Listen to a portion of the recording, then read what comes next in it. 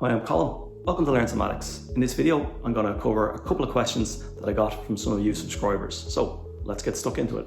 So the first question is about the order of how to do the exercise. Is it best to do them in a particular order, or should you address certain needs first? Okay, great question.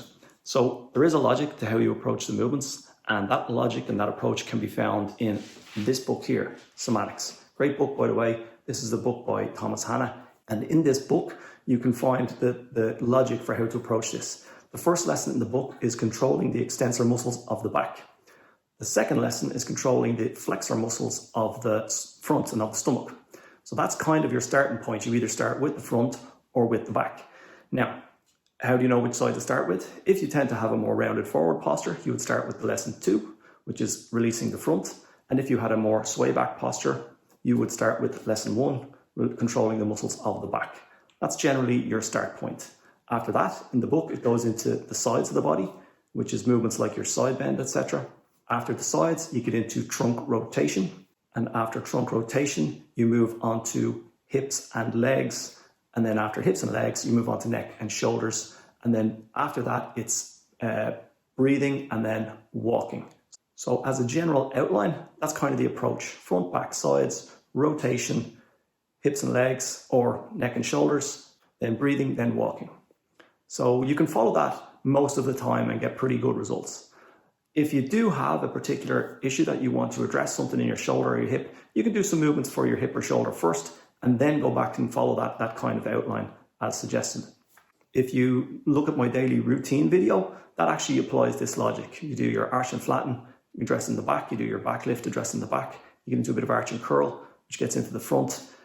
Then you get into sort of the rotational movements and onto walking towards the end. So it roughly follows that pattern.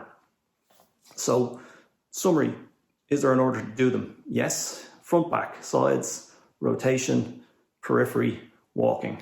And should you address a particular problem first? Yeah, you can do that. You can absolutely do that. But you want to think from the center out and from the front or back as your start point. If you follow that, you should be just fine. All right, next question. The exercises release tension quickly, but afterwards I feel much more lax than comfortably stable. Okay, so this is more than likely a perceptual thing.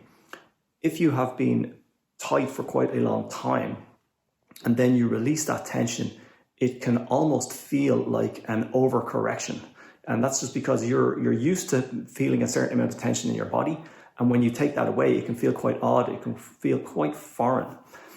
So what I would say is when you do your practice and after doing your practice and you feel more relaxed, get up and start to move around and just notice how it feels in moving, in action. You'll probably find that you feel more grounded, you feel more balanced, and you actually feel more stable despite feeling looser and more relaxed. So that's not unusual. Stick with it. And as you bring down your resting level of tension generally, you'll become more accustomed to feeling more relaxed, and it'll start to become your new normal as well. So again, not uncommon to experience that kind of a sensation or that kind of a contrast between the before and after. It's nothing to worry about. It's just different to how you normally feel, right? So it can feel a bit novel. All right, next question. Is there an ideal way to strengthen, build functional articulation in newfound range of motion to prevent injury? All right, so if you want to prevent having injury, you're going to need to have just better awareness of your body and control of your body generally. And your somatics movement practice can help you with that. As you're doing the movements, you're relearning how to control all the different muscle groups, all the different areas. So that in and of itself will go a long way towards reducing your risk of injury. It's also going to increase your mobility, your range of motion as the muscles return to a more normal resting length.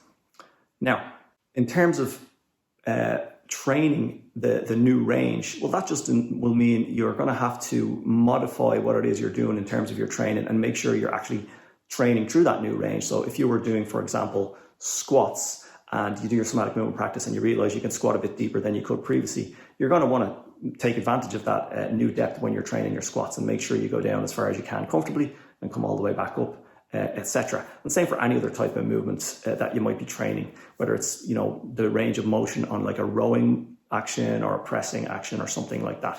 So the way to keep the new range of motion is to train it. And the way to get strong at the end range of motion is to load it at that end range of motion as well. Always make sure though that you have no pain at the end ranges of motion. It shouldn't be uncomfortable to go to your end ranges of motion. Once you're able to go to these further ranges of motion with no discomfort and it doesn't feel painful, then you can start to load them if required, whether that's increasing the difficulty of a bodyweight movement or adding more load if it's sort of a weight-bearing movement or a loaded movement. So use your somatic movement practice to increase your general mobility and then take advantage of that newfound mobility in your training and make sure you train through your full ranges of motion. If you've got control all the way from one end of the range to the other, again, your likelihood of injury is going to reduce as you're going to have better body awareness and better body control overall. All right, so can somatics help me with speech or breathing? That's an interesting question. Yes, it's definitely going to help with breathing anyway, because if you'll notice, a lot of the movements address the trunk. And when we're talking about the trunk, a lot of the muscles in the trunk, your extensors in the back, your abdominals in the front, your obliques, they all attach onto the ribs, all these muscles. And you've also got your intercostal muscles as well between the ribs. And when you're doing the sort of basic somatic movements, you're going to be using all of those muscles and reducing the tension in all those muscles. So as they relax, so that's going to reduce the pressure on your rib cage. It's going to allow the ribs to be able to expand more, to be able to contract more, and also for the diaphragm to be able to move up and down more freely as well. So just by virtue of the fact that you're doing the basic movements, you're going to increase your ability to breathe. It should feel easier. It should feel like you have more capacity to breathe in and also to breathe out. So it's absolutely going to help with breathing. That's a no-brainer. So in terms of speech, if you look at the Alexander technique, the creator of that technique, F.M. Alexander, he actually was an orator, and he discovered the work, or he developed the work as a result of his investigation into how to improve his voice for orating. And what he realized was that by changing his head position, his voice changed. So we can see then that if the head is pulled forward or the head is pulled back, it's going to affect your voice essentially, and it's going to affect the position of your windpipe and your throat, which is going to affect the airflow out. And of course, that's going to influence how your speech sounds. And that's all influenced by your posture. So if your posture is more upright and more straight and more upright and relaxed, though, that's going to allow your voice to sound as it should, or get the optimal amount of range and power and cleanness out of your voice. Now, your somatic movement practice is going to allow you to clean up your posture, get your head sitting more directly up on top of your spine, and that will influence your voice as well. So in that way, yes, your somatic movement practice can help with your speech. So not so much with your speech, I guess, but more with actually the sound of your voice. If there's something going on with the speech, perhaps there's a neurological thing there that needs to be investigated. But in terms of breathing and in terms of the voice quality, relaxing the trunk, having it being more upright, and the breathing being freer will help with that. Okay, I also got a query about an inguinal hernia and any thoughts on that. So the first thing I would say about an inguinal hernia is that's a structural and it's a medical issue, and that needs to be addressed by a physician or by your doctor. It's when you've got a little break in the abdominal wall and there's a bit of intestine sort of poking through. Now, from a somatic perspective, that inguinal hernia may be the result of, over time, having too much tension in the abdominals and in the transverse and just in the front of the body in general. So once that would be dealt with, the structural end of it, once it's been fixed, I would recommend definitely some flexor movements, so arching and curling, the startle reflex movements, those kinds of things, just to relax those muscles out again and ensure that can heal properly and that you re-establish good control of those muscles of the front. It's also worth noting that keeping your belly muscles relaxed and keeping good control of them will most likely reduce the chance of getting a hernia of any type, because you'll have better control. So in summary, an inguinal hernia is a structural issue that needs to be dealt with by your doctor or your surgeon.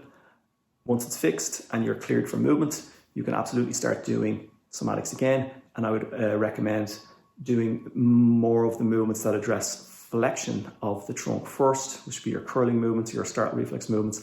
And then once that belly has relaxed some, you can start getting into the movements that address the back of the body as well, your arches and flattens, your back lifts, and then some rotation, your wash rag, that kind of thing. But as I said, must be cleared for movement by your doctor first. All right, so that's all the questions and answers for today. I hope you found that useful. If you've got more questions and you'd like me to answer them, pop them in the comments below. Also, if you've got a topic or something you'd like me to address in a future video, let me know in the comments below as well. I've got some more videos coming of different sequences for different challenges or different complaints that people have, so keep an eye out for them. They're going to be coming real soon. Also, don't forget to like and subscribe. It really helps me out. Hit that notification bell so you get notified when I drop a new video. And if you'd like to work with me direct, there's a link in the pinned comment so you can contact me and book your session. Okay, thanks for watching. Keep practicing, and I'll see you next time.